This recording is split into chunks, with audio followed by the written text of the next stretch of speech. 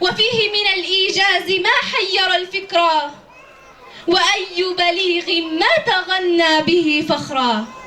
وخير ما قيل في القرآن هو قول ربنا سبحانه وتعالى في كتابه العزيز: بسم الله الرحمن الرحيم، إن هذا القرآن يهدي للتي هي أقوم ويبشر المؤمنين الذين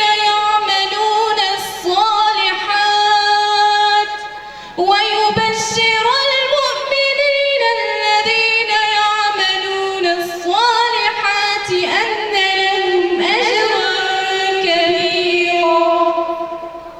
صدق الله العظيم. أحب أشكر الناس اللي ساعدتني للمكانة اللي أنا فيها دي واللي أنا وصلتها. أحب أقول لأبويا وطول ما اسمك جنب اسمي راح لفوق دايما أرفعه، ولصاحبة السعادة أمي الغالية يلي زرعت الحلم فيا من أوله، جه الوقت تجنيه وترفعي راسك وتقول ابني وتفتخري بيه.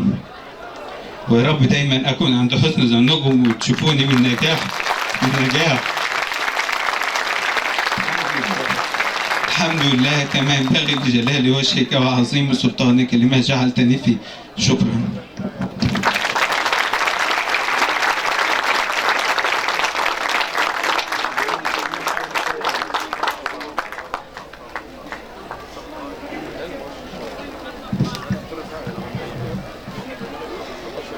سلاما شباب النيل في كل موقف، على الدهر يجني المجد ويجلب الفخر.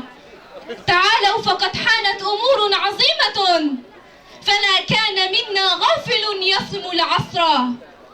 تعالوا نكن للصعب أهلا، فإننا شباب ألفنا الصعب والمطلب الوعر.